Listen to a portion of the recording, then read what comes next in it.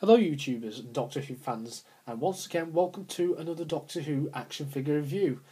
This time I shall be reviewing the K1 robot, which is the collect and build figure, and technically the last figure you get from the Classics Wave 1, although chronologically it is the second monster if you want to be nitpicky, so it comes after the Sea Devil and before the Zygon.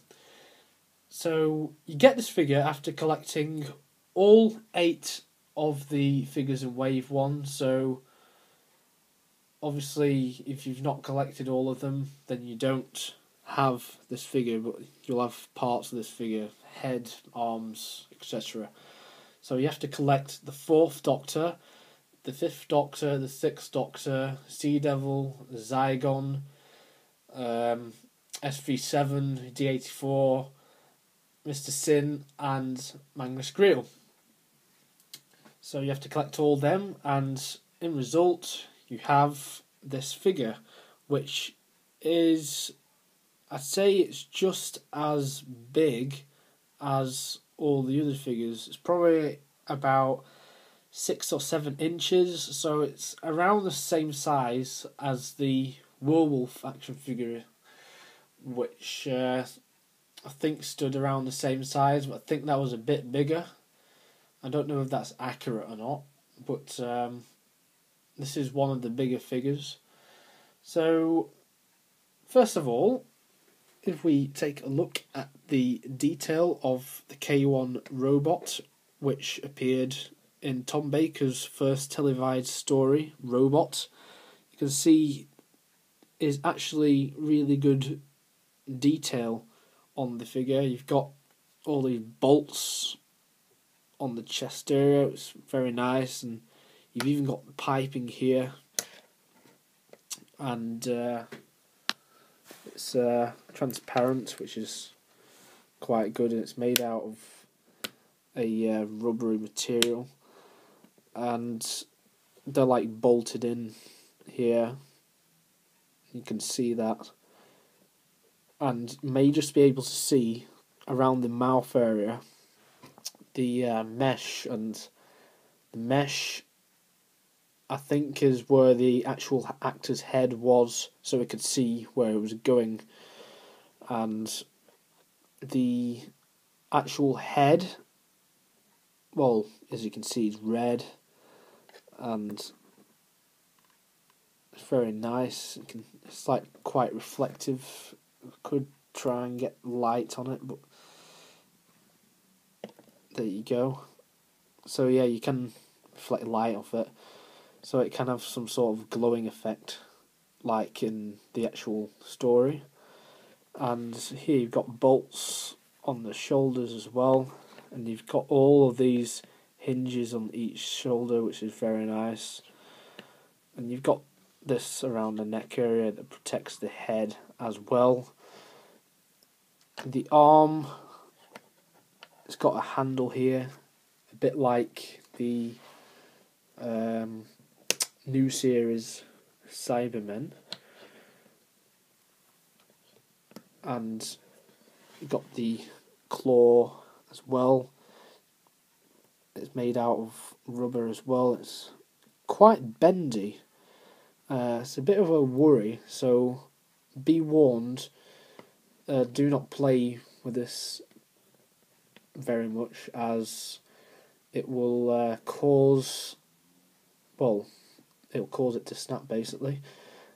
And underneath the arm, it just connects there, and you can see all the connections of articulation, etc. And in his claw, is holding the gun, which is also very nicely detailed. It's even been painted gold, which is correct.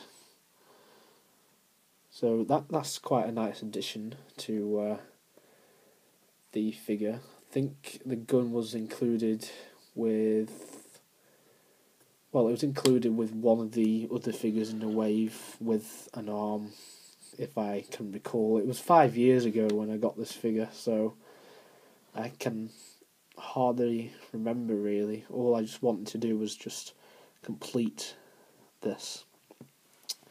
So around the torso area, that's what it looks like as well. Very nice. And then around here, got these connections and bolts all over the legs and at the feet as well.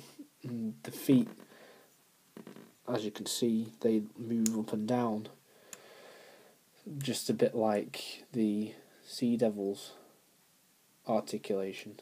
So, well, I've given you the articulation of the feet there, as you can see, and at the back there's more bolts here as well, and there's more piping as well.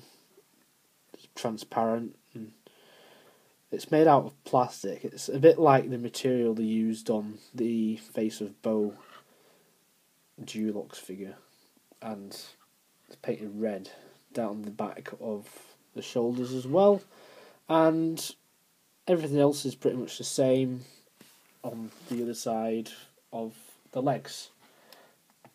So overall, the detail for this is really good, and it's quite surprising because I thought it might be a bit of a disappointment, because usually collect and build figures, they don't always turn out to be that brilliant, but this is an exception, and it was the first collect and build figure which I ever got, and I must say it's absolutely brilliant. If you've not got this, then I would get it, but having said that, to get this you have to get all the figures from Wave 1.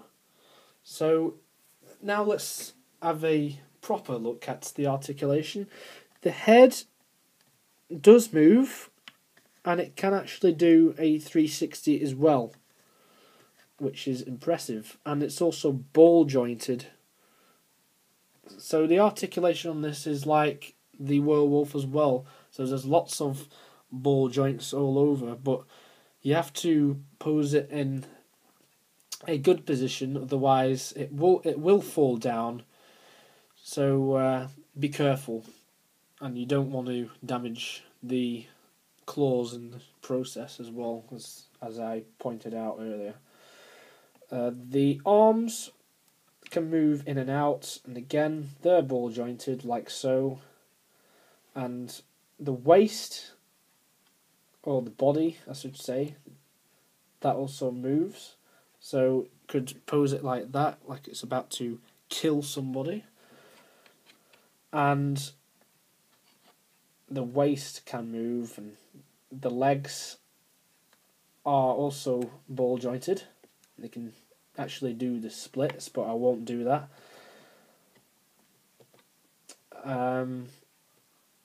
And the claws, they don't move, they're just part of the arm.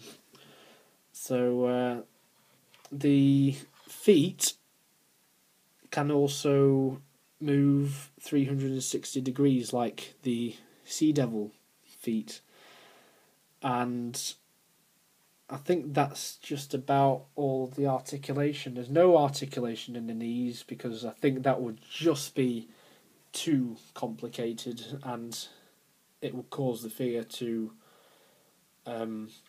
fall over a lot, especially if it was a loose joint.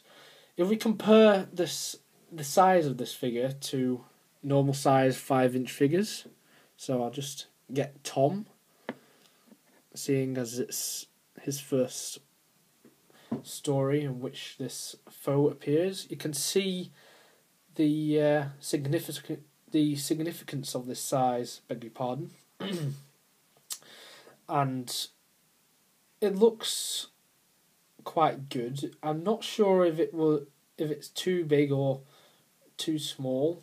I'm not really an expert, although they made it look like it was a bit too big in the story. It was like a takeoff of King Kong, the whole gorilla thing, going up to the top of the Empire State Building, taking the girl, in this case Sarah Jane Smith, and yeah, then of course we had the whole tank business, like going across the screen like this, and you could tell it was just a model. So that's it now. That's all of Wave 1 reviewed. So I hope you've enjoyed all of my action figure reviews of Classic Wave 1, and if you've not seen any of my other action figure reviews, which are mainly from the new series, then have a look at them as well, and also have a look at other things I've done, such as DVD reviews, and even video game reviews as well. So next time I shall be well, I don't know when I'm going to be doing my next action figure review, as I think my work is starting to pile up a bit now at college, but I think my next action figure review shall be off the Classic Daleks Collector Set 1. So, and that comprises of 3 different Daleks, one from the Daleks, one from Planet of the Daleks, and another from Genesis of the Daleks. So whenever I do that review, check that out, and I hope you've enjoyed this review as well as all of the other 7 action figure reviews before this which I've done. So thank you very much for watching, and whenever I do that review, I shall see you next time. Take care, and I shall review that as soon as possible. Thank you very much for watching.